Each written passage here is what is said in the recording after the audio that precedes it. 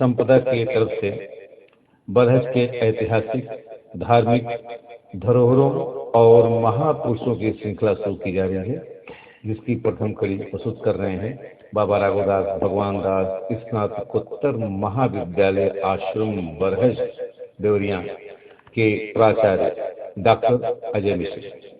प्रथम कड़ी में प्रस्तुत है योगराज अनंत महाप्रभु का विवरण।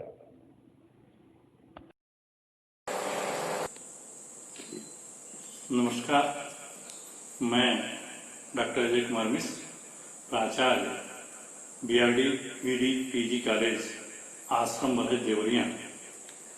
आज आपके सामने पूर्वांचल के प्रसिद्ध संत, आध्यात्मिकता और राष्ट्रीयता के प्रेरणा स्रोत, पूर्वांचल के गांधी और संत विनोबा भावे के भूदान यज्ञ के हनुमान के नाम से प्रसिद्ध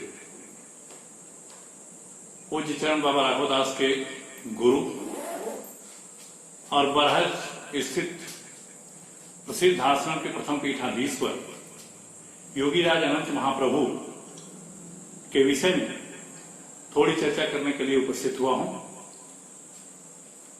भारत ऋषियों की भूमि है, मनीषियों की भूमि है, संतों की भूमि है, जहां समय समय पर ऐसे ऋषि और मुनि हुए जिन्होंने दिग्भ्रमित मानव समाज को अपने सद्ज्ञान से इस तरह प्रेरित किया कि वो मानवता की रक्षा के लिए आगे आए। संतों की ऐसी ही श्रेणी में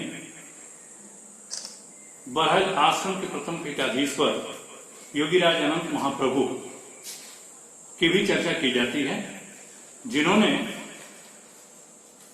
अपनी आध्यात्मिक चेतना से एक ऐसी दिव्य ज्योत जलाई कि बाद में उनके अनुयायियों ने आध्यात्मिकता और राष्ट्रीयता को आत्मसात करते हुए न केवल देश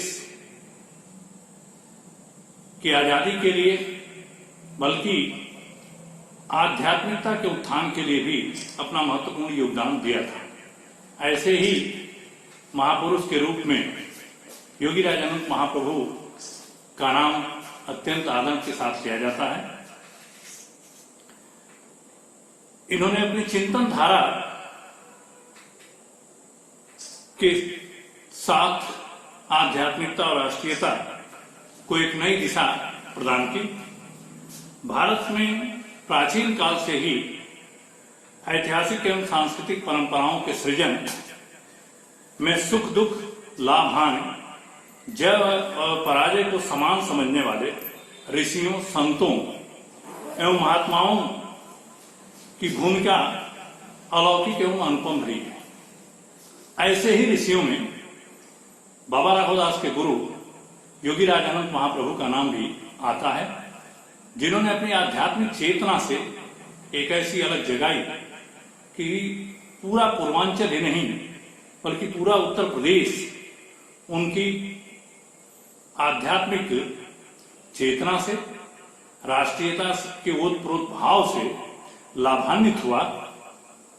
धर्म एवं आध्यात्म के गहन चिंतन से अभिसिंचित राष्ट्रीयता एवं आध्यात्मिकता का केंद्र बिंदु बरहज का प्रसिद्ध आश्रम अपने स्थापना काल से ही धार्मिक, सांस्कृतिक, आध्यात्मिक एवं ऐतिहासिक परंपराओं को साकार रूप देने में अग्रणी रहा है। वर्तमान बरहज भले ही राजनीतिज्ञों की अदूरदर्शिता, उपेक्षा के कारण एक अभिशक्त नगर के रूप में जाना जा रहा हो, किंतु इसका इतिहास अत्यंत गौरवमय है। वर्तमान देवरिया जनपद मुख्यालय से 28 किलोमीटर दक्षिण पुणे सैला सरयू के पावन तट पर स्थित बरहज नगर प्राचीन काल से ही राजनीतिक, सांस्कृतिक, व्यापारिक एवं आध्यात्मिक गतिविधियों का प्रमुख केंद्र रहा। नाग कौशलेत्तर में वर्णन मिलता है कि ऋषि विश्वामित्र जब राम और लक्ष्मण को साथ लेकर शिक्षा प्रदान करने के लिए हरिहर क्षेत्र की तरफ चले थे, तो बरहज से 5 किलोमीटर पश्चिम कपरवार जहां राप्ती और सरयू का संगम स्थल है, वहीं उन्होंने राम और लक्ष्मण को बला और अतिबला की शिक्षा दी थी। ऐसे पवित्र स्थल को अपनी आध्यात्मिक साधना का केंद्र बिंदु योगीराज अनंत महाप्रभु ने बनाया था। आश्रम बरहज के आदि संस्थापक अनंत श्री विभूषित योगीराज अनंत महाप्रभु का जन्म भाद्र शुक्ल चतुर्दशी 1777 ईस्वी को लखनऊ के शहादतगंज मोहल्ले में ख्याति प्राप्त श्री सुनंदन वाजपेयी के पुत्र के रूप में हुआ। चूंकि इस दिव्य एवं अलौकिक बालक का जन्म अनंत चतुर्दशी के दिन हुआ, इसलिए इनके पिताश्री ने बच्चे का नाम भी अनंत रख दिया। यह सर्वविदित तथ्य है कि प्रतिभा उम्र की मोहताज और समय नदी तथा काव्य की धारा रुकती नहीं है। इसे बालक अनंत ने भी अपने कार्यों के द्वारा सिद्ध किया। अन्याय और शोषण के जन्मजात विरोधी गुण बालक में बचपन से ही परिलक्षित होने लगा था। एक दिन बालक अनंत के बगीचे में पालतू मोर पर एक अंग्रेज अधिकारी ने गोली चला दी और अंग्रेज अधिकारी के गोली से वह पालतू मोर मृत्यु को प्राप्त हो गया। आंखों के सामने घटित इस घटना ने बालक अनंत को भीतर से इतना उद्वेलित किया, उन्होंने अपने जमादार मोकम सिंह को तत्काल ललकारा और यह आदेश दिया कि अंग्रेज अधिकारी को तत्काल दंड दिया जाए। और दूसरे ही क्षण मोकम सिंह की बंदूक से निकली गोली ने अंग्रेज अधिकारी की यह लीला समाप्त कर दी। यह घटना पूरे क्षेत्र में जंगल की आग की तरह फैल गई। परतंत्र भारत के लखनऊ जैसे शहर में इस तरह की घटना ने अंग्रेजी हुकूमत को झकझोर दिया। चारों तरफ हड़कंप मच गया। बालक अनंत और मोकम सिंह अचानक आई इस विकट परिस्थिति का साहस के साथ मुकाबला किए और कुछ दिनों तक फरारी की अवस्था में रहने के बाद मुकदमे में बाइज्जत बरी हुए। साहस के प्रतिमूर्ति बालक अनंत पर महात्मा बुद्ध और महावीर स्वामी का असर प्रारंभ से ही दिखाई देता है। बाल्यावस्था से ही देश और समाज के प्रति चिंतित रहने वाले इस बालक ने जो कार्य किया उसे देखकर पिता श्री सुनंदन वाजपेयी ने सांसारिकता के बंधन से बालक को बांधने का प्रयास करते हुए अल्पायु में ही इनका विवाह कर दिया। किंतु होनी को कौन टाल सकता है। अनंत बढ़कर जीने के लिए इस संसार में आए नहीं थे, बल्कि समाज और मानवता की रक्षा उनके जीवन का प्रथम लक्ष्य था।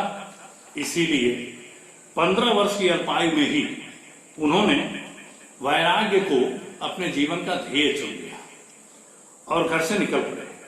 माँ, पिता और पत्नी के लाख प्रयास के बावजूद उन्होंने वैराग्य को ही अपने जीवन का लक्ष्य चुना और अपने फैसले से डिगे नहीं। वैरागी जीवन के अनंतर ही वो काशी के ख्यात प्राप्त विद्वानों के अंतेवासी अर्थात शिष्य के रूप में संस्कृत जैसे देववाणी में प्रवीणता प्राप्त किए और भागवत कथा के प्रकांड विद्वान के रूप में उन्होंने पूरे काशी क्षेत्र में ख्याति अर्जित किया। लगभग 15 वर्षों तक काशी में रहने के बाद भागवत कथा के प्रचार और उसी के द्वारा समाज में व्याप्त विषमता को दूर करने का उन्होंने बीड़ा उठाया। वैरागी होने के बावजूद देश की परतंत्रता उनके मन में सालती रही। परिणाम स्वरूप 1857 के प्रथम स्वतंत्रता संग्राम में देशभक्त क्रांतिकारियों से इनका इतना गहरा लगाव हुआ। विशेष रूप से 1857 के क्रांतिकारी आंदोलन के अगुआ शहीद मंगल पांडे से इनकी काफी निकटता रही। इनके द्वारा स्थापित बरहज आश्रम से ही बाद में इनके अनंत गुफा और पूर्वांचल के गांधी के नाम से प्रसिद्ध संत विनोबा भावे के भूदान यज्ञ के हनुमान बाबा राघव दास ने स्वतंत्रता आंदोलन के क्रियाकलापों को संचालित किया और अनेक स्वतंत्रता संग्राम सेनानियों को इस आश्रम से जुड़ने का अवसर दिया। बाबा राघव दास के ही गीता पाठ के विद्यार्थी के रूप में पंडित राम प्रसाद बिस्मिल का नाम आता है। इसीलिए पंडित राम प्रसाद बिस्मिल को जब गोरखपुर में फांसी दी गई तो उनकी अस्थियां लेकर बाबा राघवदास जी ने बरहज आश्रम में स्थापित किया और इसी का नतीजा रहा कि 1942 के आंदोलन में ब्रितानी हुकूमत ने केवल 2 संस्थाओं को प्रतिबंधित घोषित किया था, जिसमें नेशनल हेराल्ड और बरहज आश्रम का नाम आता है। क्रांतिकारी गतिविधियों के संचालन और अमर शहीद पंडित राम प्रसाद बिस्मिल की समाज स्थली होने के कारण भी बरहज आश्रम का अपना एक महत्वपूर्ण स्थान है। स्वतंत्रता आंदोलन से जुड़े होने के कारण 1857 में अनंत महाप्रभु अंग्रेजों की नजर में चढ़ गए और इन्होंने अपना साधु वेश धारण कर स्वतंत्रता संग्राम सेनानियों का सहयोग करना शुरू कर दिया। 1876 ईस्वी में 99 वर्ष की आयु में बाबा लाल दास जी के विशेष आग्रह पर अनंत महाप्रभु का बरहज नगर में आगमन हुआ और गौरा निवासी स्वर्गीय वेचू साहू के बगीचे, जहां पर वर्तमान समय में आश्रम क्षेत्रीय जनमानस में यह बात प्रचलित है कि जैसे ही योगी राज अनंत महाप्रभु ने स्वर्गीय वेचू साहू के सूखे बगीचे में तपस्या शुरू की, वह बगीचा हरा भरा हो गया और यह बात पूरे क्षेत्र में फैल गई। लोगों की आस्था उस महापुरुष के साथ, उस परम तपस्वी के साथ जुड़ गई। यद्यपि उस समय बागीचे में लोगों का आना जाना कम ही था, केवल पक्षियों का कलरव, प्रकृति का अनुपम सौंदर्य और शांति वहां विद्यमान थी। लेकिन धीरे धीरे इनकी तप साधना और यौगिक क्रिया में विशेषता की चर्चा पूरे बरहज क्षेत्र में फैल गई। निरंतर तपश्चर्या और भगवत चर्चा में लीन रहना उनकी दिनचर्या बन गई।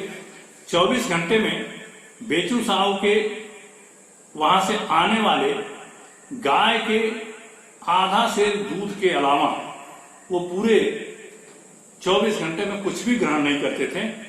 बगीचे में स्थित गुफा, जो आज साधना स्थली के रूप में जानी जाती है, कथा और उपदेश के साथ पुनः वो गुफा में चले जाते थे। निरंतर साधनारत योगी राज की साधना मुखर हुई और लोक मानस में यह मान्यता प्रचलित है कि उनके रोम रोम से ओम मुखरित हो गया। आज भी उनका सामीप्य लाभ पाए इक्का दुक्का संवेदनशील लोग इस बात की पुष्टि करते हैं। आश्रम के निवर्तमान पीठाधीश्वर ये चंद्रदेव शरण जी महाराज और वयोवृद्ध स्वतंत्रता संग्राम सेनानी रहे स्वर्गीय पंडित विश्वनाथ त्रिपाठी, पूर्व प्राचार्य दिवंगत श्री राजनारायण पाठक जी ने बताया कि एक बार नगर के प्रसिद्ध व्यवसायी और महाप्रभु के भक्त स्वर्गीय द्वारिका प्रसाद आदि ने उनसे आग्रह किया कि वो बरहज में रहते हुए सरयू स्नान को क्यों नहीं जाते। वो इस बात को टालते रहे, किंतु भक्तों ने जब काफी जिद किया कि आखिर वो सरयू स्नान को क्यों नहीं जाते हैं, तो उन्होंने कहा कि मां स्वयं ही पुत्र के पास आ जाती है। और इसी के बाद वहां उपस्थित लोगों ने यह अनुभव किया कि जैसे किसी तेज जलधारा में वह डुबकी लगा रहे हों। कुछ क्षण के लिए किसी के भी समझ में नहीं आया कि यह किस तरह की घटना है। थोड़ी देर बाद जब सब कुछ पुनः सामान्य हुआ और भक्तों ने महाप्रभु के पैर पकड़कर क्षमा याचना की, उनकी साधना की सुगंध से न केवल पूरा बागीचा बल्कि पूरा बरहज क्षेत्र सुगंधित हो उठा। चूंकि महापुरुषों की निवास स्थली की अपनी विशिष्टता होती है, उस विशिष्टता को कायम रखते हुए योगीराज ने भारतीय सभ्यता, संस्कृति एवं हिंदू धर्म की उदात्त परंपराओं के प्रचार प्रसार का श्री गणेश बरहाज आश्रम से किया। लगभग 40 वर्षों तक बरहाज आश्रम में रहकर उन्होंने आध्यात्मिकता और राष्ट्रीयता की ज्योति जलाई।